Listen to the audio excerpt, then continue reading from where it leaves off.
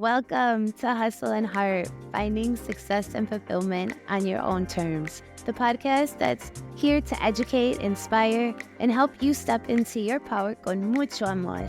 As a first-gen Latina, I know what it's like to hustle hard, break generational cycles, and still wonder if I'm doing enough. I welcome you to this space, a place where we drop this BS, have raw conversations about mindset, success, and creating a life that's fulfilling to you. Think of this as your weekly cafecito chat with your long-distance, ambitious bestie where we talk about the real struggles, wins, and mindset shifts that actually make a difference.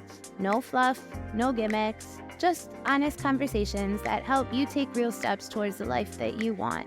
So grab that cafecito, take a deep breath, and let's get into it. Hey, welcome to Hustle and Heart, defining success and fulfillment on your own terms. I'm your host, Vanessa Betance, digital strategist, mama, and believer that women get to build wildly successful brands without burning out.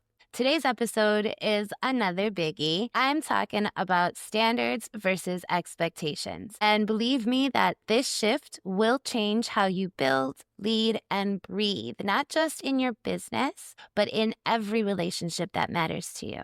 If you've ever felt like goals you set don't match the results you're getting, or if you find yourself disappointed in how others show up for you, then I encourage and recommend and suggest that you take a moment and accept this as a sign to let go of expectations and rise with new standards instead.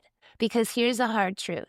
This principle transcends business. It transforms how you lead your team and how you navigate your most important personal relationships. Let's get into it. Let's start with the difference because they aren't the same thing, even though we often treat them that way. Michelle Hoskin says, a standard is a level of quality or attainment, while an expectation is a strong belief that something will happen or be the case. Boom. That distinction right there is everything. Standards are internal.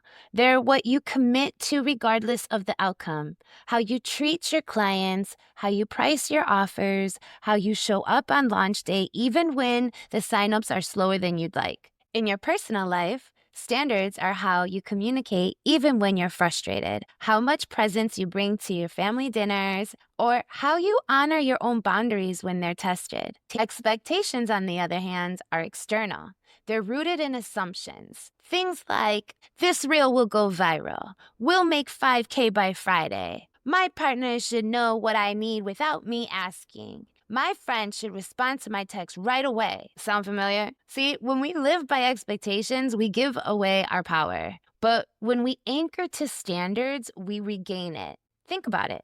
You can't control if your launch hits 6 figures, but you can control delivering exceptional value. You can't control if your partner remembers your anniversary, but you can control how you communicate your needs and how you respond when disappointed. Let this be your permission slip to shift your focus. What are the non-negotiables in how you lead, both your business and your relationships? What standards do you want your team, your audience, your partner, your children to experience from you?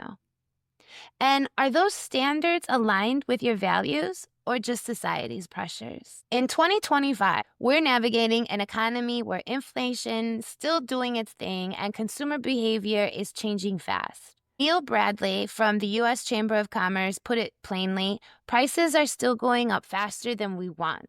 And that's real. That's what we're living with. And at the end of the day, expectations that your audience will buy like they used to may not hold up anymore. But your standards, those are your anchor. The same applies to your relationships.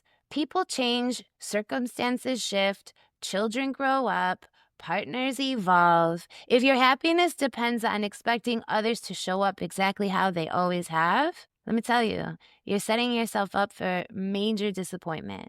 But your standards for how you navigate change, now that is where your power lives. Financial standard, be the CEO who knows her numbers. Customer standard, over-deliver with pure heart. Team standard, make sure your people feel seen and supported. Marketing standard, be intentional, aligned, and not just loud and busy. Relationship standard, listen with presence, not just waiting to respond. Self-care standard, honor your boundaries. especially, most definitely, when it's hard. Parenting standard, model the behavior you hope to see. Lead by example, because they're always watching.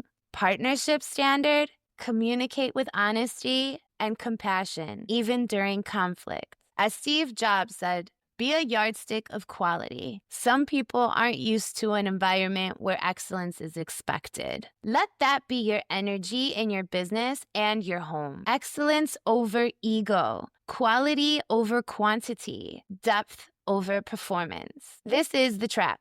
Thinking that setting high standards means being a perfectionist. It doesn't. Reid Hoffman once said, if you're not embarrassed by the first version of your product, you've launched too late. Woof, I felt that. Perfection is procrastination in disguise, my friends. True standards include grace and growth. This applies beautifully to relationships too. The standard isn't never argue with your partner. It's argue with respect and repair quickly. It's not be available to your friends 24/7. It's show up authentically when you do connect. There's a big difference. You don't have to be excellent at everything. You just need to know where it matters most in your business and your life right now. So if you're fumbling through the reels, figuring out your email cadence, or if you're learning how to set boundaries with difficult family member, just take a moment, take a deep breath in, and just breathe. Set the standard for progress, not perfection. All right, let's get practical.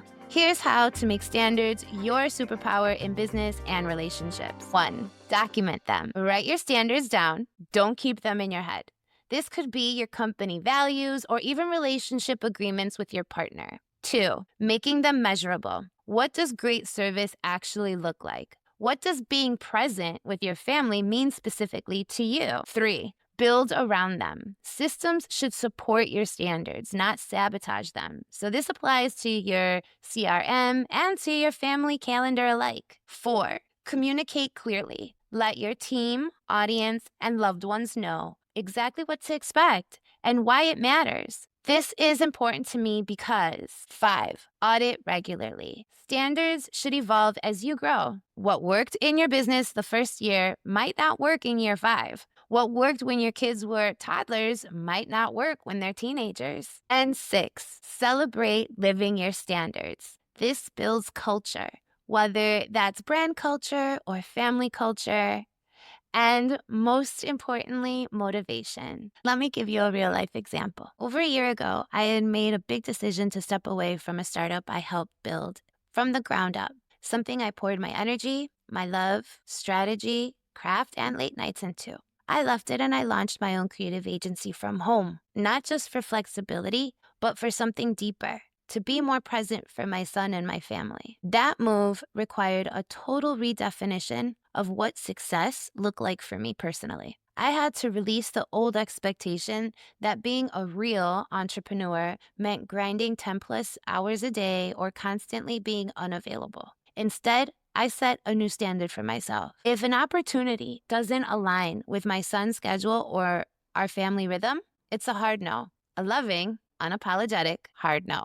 And that standard reshaped everything. It meant I started valuing time differently. I still multitask, don't get me wrong, because hello, mom life. But now it's with way more intention and way less guilt. When I'm working, I'm focused. And when I'm with my son, I'm not trying to be everything to everyone. That alignment didn't just shift my calendar, it shifted my energy. That's what powerful standards do.